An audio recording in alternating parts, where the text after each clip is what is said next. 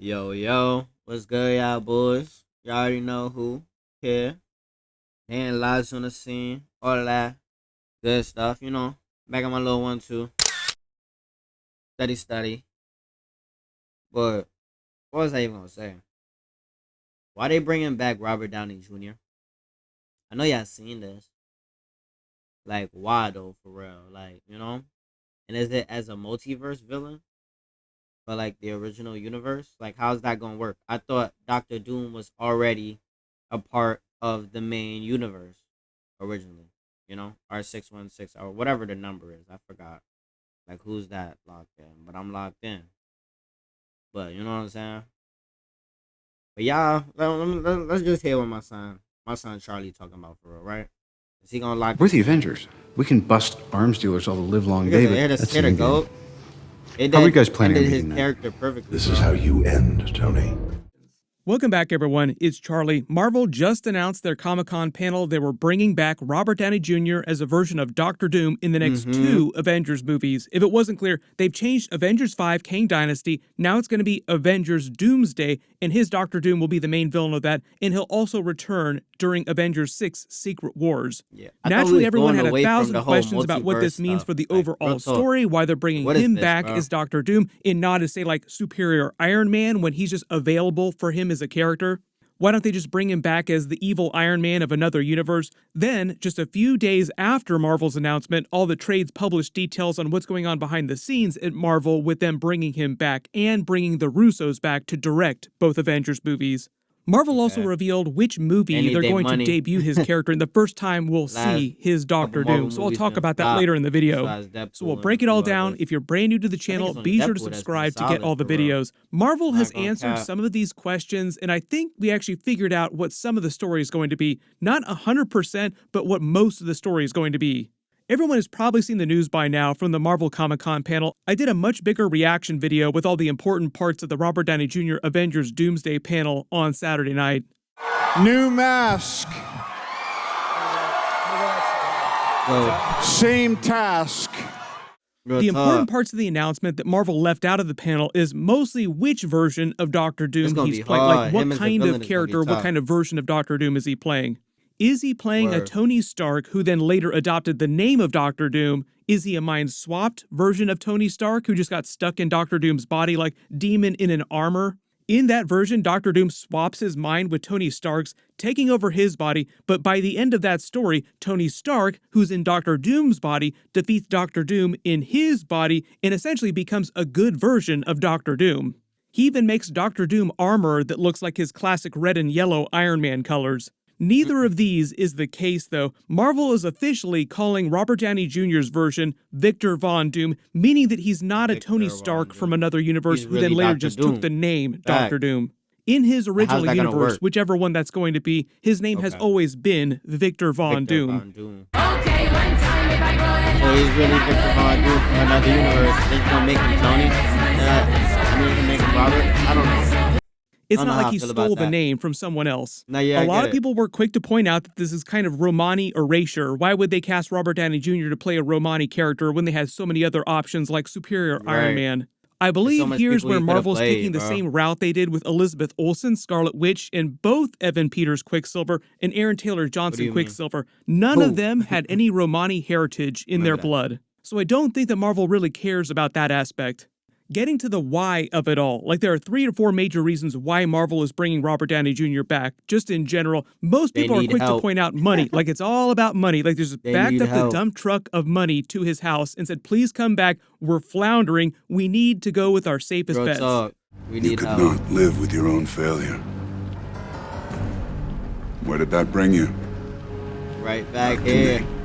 How ironic, now that Robert Downey Jr. is coming back as the villain. Like, that would almost fit inside his mouth. They're not going to have him say that, obviously. That's just like too on the nose.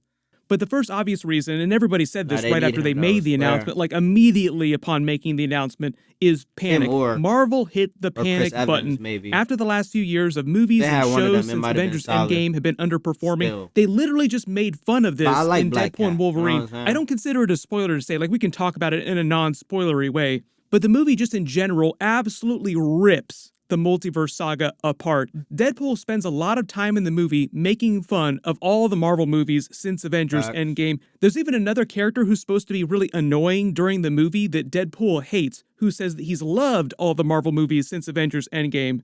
Deadpool even breaks the fourth wall to say that everybody is tired of the multiverse of it all. Like, the trope is just overdone. Can we just go back to the way things used to be? Just shining a light on a lot of the complaints that the audience members just in general have had since Avengers Endgame. Like, we're getting tired. This is getting long in the tooth. Can you just move on to, like, the next big thing, like X-Men? We want to see more X-Men stuff. Marvel's had a few hits since Avengers Endgame, like Spider-Man No Way Home. I love the Shang-Chi movie, the Loki series. There have been other solid movies and shows just in general. Like, not every movie, every show has been terrible. There have been some good stuff in there. Generally, though, Marvel Phase 4, Marvel Phase 5 have been a pretty mixed bag. I did a bunch of videos about this last year. Marvel had a big long dark night of the soul last year and just completely pumped the brakes on all the movies and shows, pulling way back on their output so they could focus way more time and resources on a smaller amount of stuff to make sure it was as peak as possible as they were releasing it. That's actually how Deadpool and Wolverine got moved up in the schedule. Originally, it wasn't supposed to release till later in the timeline, but they saw how good it was, so they're like, we need to get this out right now. And as of me posting this video, the movie's only been released for like 4 or 5 days. It's made about $500 million already, breaking all rated R movie records that are out there. There's actually a pretty good chance that it's going to break $1 billion by the time it ends its box office run. I believe it. So it looks like Kevin Feige's master plan that he started enacting last year has begun to work. The other big part of this is Marvel panicking and trying to take the MCU back to what it looked like before Avengers Endgame. Like, oh crap, we need to roll the firmware back. Roll it back. This upgrade has been bad. Go back, go back.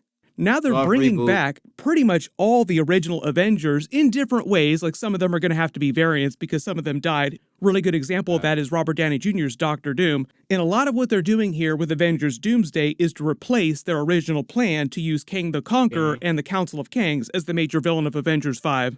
I made a bunch of videos about this too after Marvel fired Jonathan Majors.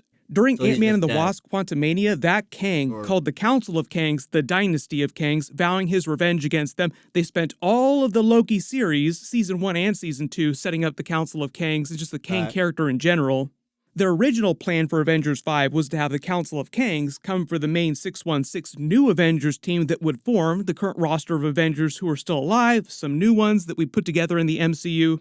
They would lose, but another more powerful character like the Beyonder, possibly another Kang variant calling himself the Beyonder, would surface, and they'd be like their Thanos of those two movies. So in essence, you have the same major villain for those two movies, but slightly different versions of that character. Like the Thanos that they defeated at the end of Avengers Endgame was a slightly different version of the Thanos that they tried to fight during Avengers Infinity War. So the whole idea is that they're trying to use the same type of villain for both movies because they're releasing the movies back to back essentially. That Kang variant kills the Council of Kangs, they push into Secret Wars, and it winds up being an adaptation of the original Secret Wars from the 1980s combined with a more modern version of Secret Wars, with all the remnants of characters from different universes surviving on Battleworld, forming a multiverse Avengers team with a bunch of legacy Marvel characters like Hugh Jackman's Wolverine, Tobey Maguire's Spider-Man, more X-Men characters, fighting that different Kang variant, defeating him, then rebuilding the multiverse. If you've read the Secret Wars comics, the original version and the more modern version, it makes a little more sense. It's actually a pretty simple setup. It just trades on bringing a lot of classic actors back as variants like they did during Deadpool and Wolverine. But then Jonathan Majors had his very public legal problems. Regardless of where you fall on that, Disney basically ordered Kevin Feige and Marvel to fire him and come up with a new story that did not involve Kang. At their story retreat, the trades like Hollywood Reporter, Deadline, all these big publications reported that Marvel discussed replacing Kang as an overarching Thanos-type villain with Dr. Doom. And it actually sounds now like that plan ultimately won out inside Marvel, and that's what they did. And because they're still filming Avengers 5 and Avengers 6 back-to-back again, like they're still producing the next Avengers movies the same way they produced Avengers Infinity War and Avengers Endgame, and we're getting really close to that. They're going to start filming Avengers 5 in spring next year, 2025. So they have to lock down all these actors and these characters in this story. We're kind of at the last minute here, and Marvel just has not done the work they need to do to develop Dr. Doom as a really important character inside the movies in general to get casual fans to care about him. They spent 10 years developing the Thanos character across all the movies, even the Avengers movies as well too. All these post-credit scenes, They can't turn on a dime, introduce a brand new actor in Avengers 5 that nobody has ever seen before, and expect casual audiences to care about him the same way that really hardcore comic book fans care about Doctor Doom. So how do they fix that problem? We need this new character that we want to bring in, but we need everybody, like anybody who's never ever picked up a comic book to care about him. Their solution, and this is probably the safest bet that they could have gone with, we should have predicted that they would have done something like this, is for them to bring back the greatest actor in the MCU, their most popular character, and turn him into their new villain. Hoping that all the Robert Downey Jr. Iron Man stands out there, like the casual fans who've been clamoring for him to return to the MCU at some point, will buy into him as the villain in the same way. This is basically the safest, most bankable option for Avengers 5 and Avengers 6, which we should have expected them to do, like I said. Of course, they're going to pick the safest option. So much money is on the line. They're probably going to have to spend at least $600 million making both movies. They spent about $500 million making Avengers Infinity War and Avengers Endgame. There were a bunch of strikes, so like everybody's contracts went up. Everybody's getting paid a little bit more. So it actually costs a little bit more to make the movies, even if you're doing the exact same thing. They also reported what Robert Downey Jr.'s contract is to come back. Yeah, big bro. My internet, my rules. That boy the villain. Introducing My Home from Verizon. I know he ran. Choose what goes into your internet plan and all. That boy got up. Part of the clauses of his contract is that he would only come back if they brought the Russos back to direct the movies. So that's the real reason why the Russos are coming back. They're also a really safe bet for Marvel just because Infinity War and Endgame did so well. They're like, why don't we just go back to the last thing we knew that worked really well? Marvel rolling back the firmware on their directors again. We need to go back to a more stable operating system. Robert Downey Jr. is being paid more than, I think, $80 million for both of the next Avengers movies, about $40 million per movie. He earned about $75 million for Infinity War and $75 million for Endgame. So his pay is about on par with what he got paid for the previous Avengers movies, with just a little bit of inflation figured in.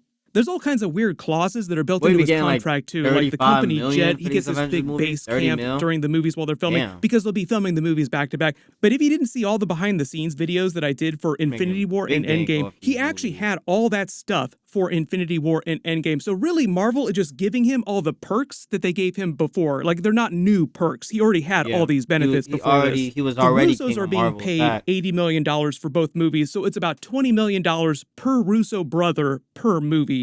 Here's where we get to the new story for Avengers Doomsday. How do they explain Robert Downey Jr. being Victor Von Doom from another universe and not another Tony Stark? And why are they doing it that way? The answer why is a little bit easier. They're doing it mostly for the emotional impact of seeing how the 616 Marvel characters in Avengers who were Iron Man's friends and family react to seeing him again when he starts wrecking them and destroying their universe, being worse than Thanos.